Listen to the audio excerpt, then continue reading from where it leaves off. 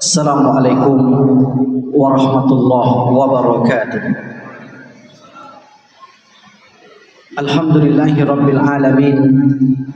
Anzalal Qur'ana hudan linnasi wa bayyinatin minal huda wal furqan.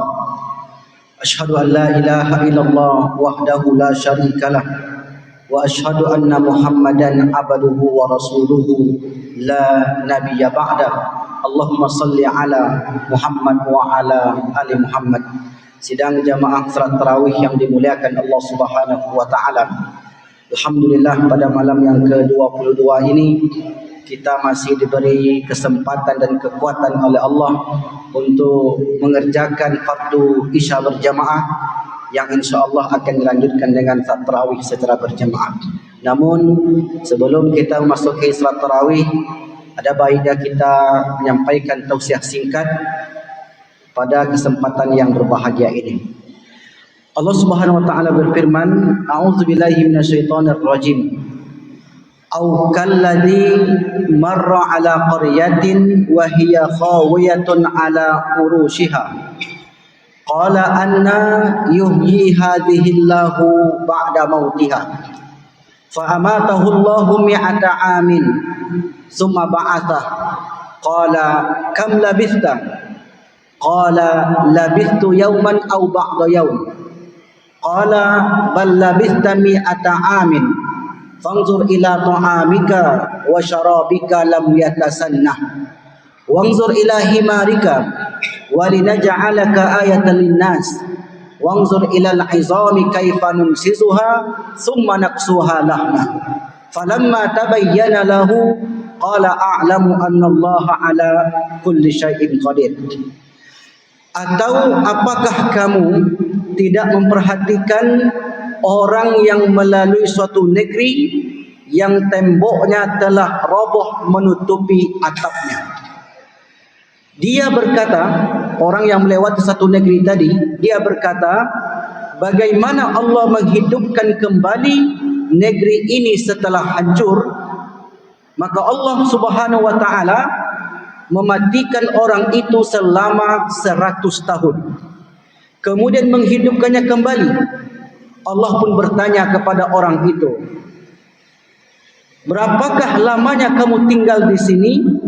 Ia menjawab, "Saya tinggal di sini sehari atau setengah hari." Allah berfirman, "Sebenarnya kamu telah tinggal di sini 100 tahun lamanya.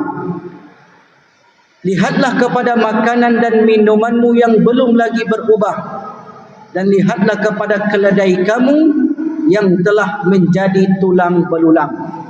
Kami akan menjadikan kamu tanda kekuasaan kami bagi manusia. Dan lihatlah kepada tulang belulang keledai itu. Kemudian kami menyusunnya kembali. Kemudian kami membalutnya dengan daging. Maka tatkala telah nyata kepadanya bagaimana Allah menghidupkan yang telah mati, dia pun berkata, saya yakin Allah Maha Kuasa atas segala sesuatu." Sidang jemaah tarawih yang dimuliakan Allah Subhanahu wa taala. Ayat ini bercerita tentang seseorang yang bernama Uzair. Siapa Uzair? Uzair merupakan seorang nabi dari kalangan bangsa Bani Israel. Suatu hari Uzair keluar rumahnya menuju negeri Palestina, Baitul Maqdis. Uzair ke Baitul Maqdis itu dengan mengendarai keledai. Keledai itu suatu hewan lebih kecil daripada kuda dan di atas daripada kambing, namanya keledai. Dan dari rumah Uzair itu membawa makanan dan minuman. Lalu mulailah Uzair itu berjalan menuju bumi Palestina ketika itu. Dan tetaplah Palestina ketika itu yang sudah hancur luluh, yang sudah hancur sehancur-hancurnya, yang sudah luluh lantah, yang dihancurkan oleh seorang pemimpin zalim yang bernama Bukhtun Nasr. Bukhtun Nasr ini Bapak Ibu pemimpin zalim, penguasa dunia ketika itu. Negara adidaya, negara kuat. Dia tinggal di Irak, yang ketika itu disebut dengan Neo Babilonia. Jadi ketika itu Bukhtun Nasr menerapkan satu kebijakan Setiap negara-negara yang berada di sekitar Irak wajib membayar upeti kepada mereka, wajib membayar pajak kepada mereka. Kalau mereka tidak mau membayar pajak, maka negara itu akan diserang. Kalau negara itu tidak mau tunduk dengan kebijakan Bukhtun Nasr, maka negara itu akan dihancurkan. Akhirnya kemudian negara seperti Yaman, seperti Jordania, negeri Syam lain sebagainya tunduk dengan kebijakan Bukhtun Nasr. Karena tantangannya dua. Kalau mereka tidak tunduk, maka mereka akan dihabisi, akan dihancurkan. Satu-satunya negara ketika itu yang tidak mau tunduk hanya Palestina. Orang Palestina tak mau tunduk kecuali kepada Allah Subhanahu wa taala. Bukhtun Nasr bahkan sempat memberi somasi, mengancam, kalau kalian tidak mau membayar pajak kepada kami, negara kalian akan kami habisi, kata Bukhtun Nasr. Lalu kemudian berkumpullah pemimpin-pemimpin Palestina kala itu. Apa kata mereka? Kita tidak akan tunduk kecuali kepada Allah. Kita tidak akan menyerah kepada Bukhtun Nasr. Apapun yang terjadi di masa yang akan datang, jangan pernah jatuhkan harga diri kita di depan Bukhtun Nasr. Mendengar jawaban seperti itu, Bapak Ibu yang dimuliakan Allah Subhanahu wa taala, Bukhtun Nasr pun semakin marah. Bukhtun Nasr pun semakin benci dengan orang-orang Palestina ketika itu. Akhirnya Bukhtun Nasr menyiapkan pasukan 100.000 tentara berkuda lengkap dengan persenjataannya. Maka mulailah Bukhtun Nasr dengan pasukannya ini merangsek menuju Palestina ketika itu. Irak dan Palestina lebih kurang 1.000 atau 1.500 kilometer. Akhirnya ketika mereka sampai di perbatasan Palestina, Bukhtun Nasr masih sempat mengatakan, "Hei kalian penduduk Palestina, kalian mau membayar pajak upeti kepada kami atau negara kalian akan kami hancurkan." Maka ketika itu orang-orang Palestina sama sekali tidak takut dengan ancaman Bukhtun Nasr ketika itu. Mengapa orang Palestina tidak takut, Bapak Ibu? Padahal negara-negara lain sudah tunduk, sudah patuh dengan kebijakan Bukhtun Nasr.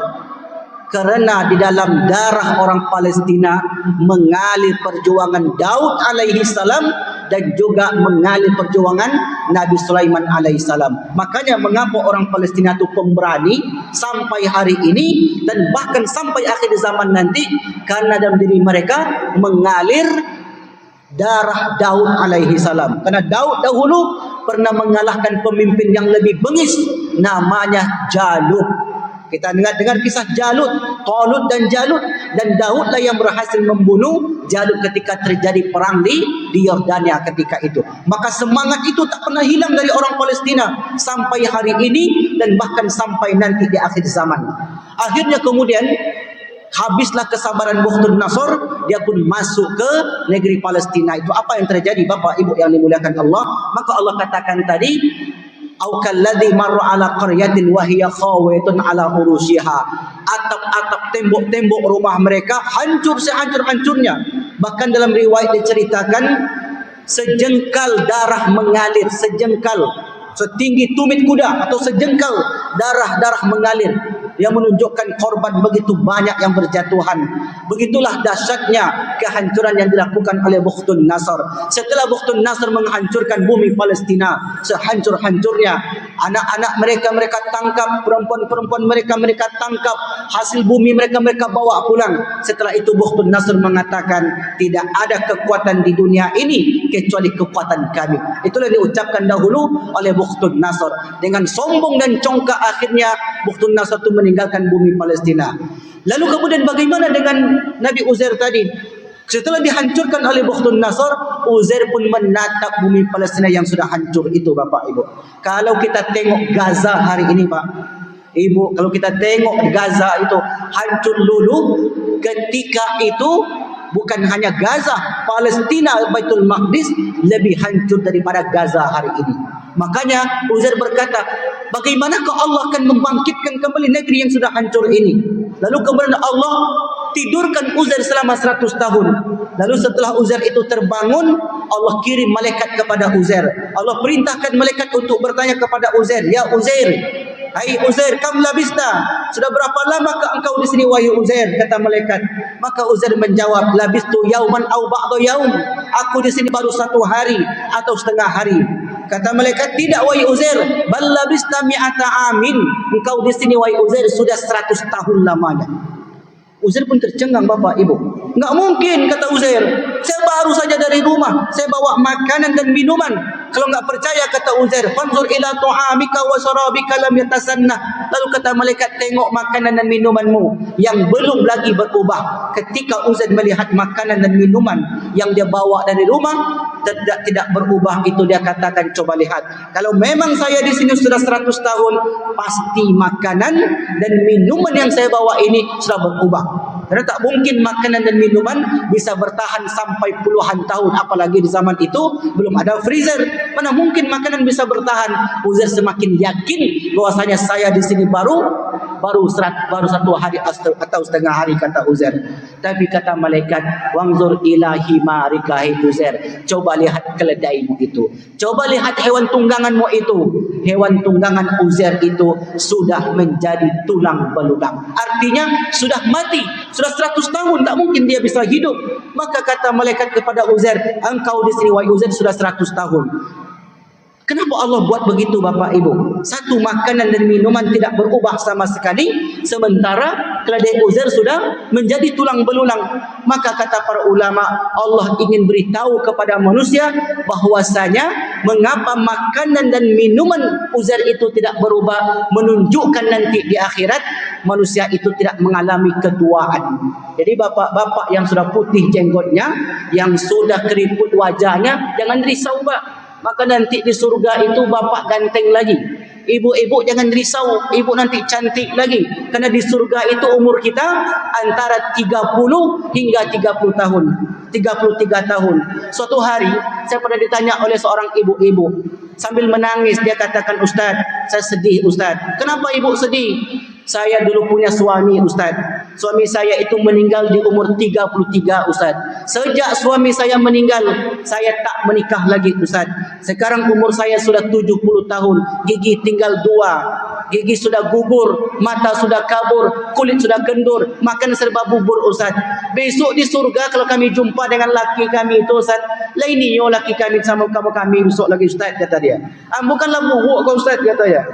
Sudah tua rentah, mau nak laki saya tu besok dengan saya lagi Ustaz, kata dia.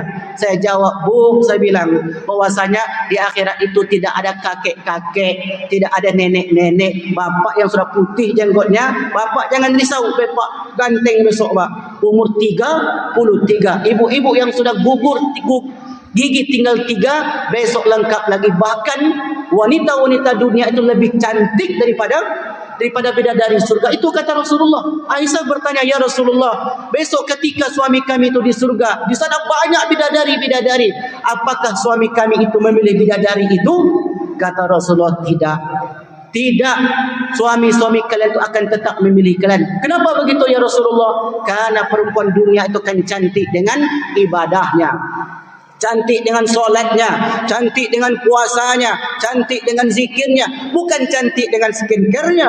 Itu di dunia. Kalau di akhirat tidak ada yang demikian. Yang membuat orang itu mulia, cantik nanti tergantung amal ibadah di dunia. Makanya Allah ingin memberi pelajaran, makanan dan minuman Uzair itu tidak berubah, menunjukkan kehidupan akhirat manusia itu tidak akan mengalami ketuaan. Lalu mengapa Allah jadikan keledai Uzair tidak berubah sama sekali? Keledai Uzair sudah menjadi tulang belulang, dan bahkan keledai Uzair itu Bapak Ibu, kata Allah, kaifa nunsizuha tsumma naqsuha lahman. Keledai yang sudah menjadi tulang belulang itu tiba-tiba merangkai dengan sendirinya atas izin Allah. Tulang paha, tulang iga, tulang kepala, tulang punggung. Di depan mata Uzair itu, Uzair melihat tulang-tulang itu menjadi satu kerangka utuh. Kemudian tumbuh daging dari tulang-tulang itu. Setelah daging-daging itu tumbuh, kemudian dibalut oleh daging, dibalut oleh kulit. Setelah kulit itu membalut daging, maka tiba-tiba keledai itu hidup lagi. Mengapa Allah buat perumpamaan seperti itu? Sementara makanan minuman Uzair tidak berubah. Maka kata para ulama, begitulah nanti hari berbangkit.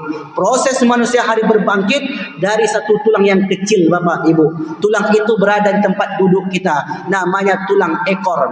Maka kata Rasulullah, kullu ibni Adam ya'kuluhul turab. Setiap yang mati itu akan dimakan cacing tanah, tak ada yang tersisa illa ajabad danab, kecuali tulang ekor. Tulang ekor itu Allah jadikan, Allah desain menjadi tulang yang Allah kekalkan. Maka kemudian ketika nanti di hari akhirat, fatan butu minhu ajasadun nas, maka tumbuhlah jasad manusia itu dari tulang ekor yang kecil tadi, persis seperti keledai Uzair yang secara ajaib merangkai. Maka disitulah kemudian Uzair katakan, aku sekarang semakin yakin bahwasanya Allah Maha Kuasa atas segala sesuatu. Apa hikmah dari kisah yang singkat dan padat ini, Bapak Ibu? Yang pertama, hikmahnya adalah bahwasanya akan selalu ada pemimpin dunia yang zalim, yang memaksa kehendaknya terhadap negara lain. Kalau hari ini kita dengar berita yang memaksakan kehendak itu adalah Donald Trump. Dia memaksakan negara-negara yang tak tunduk dengan dia, mereka akan paksa.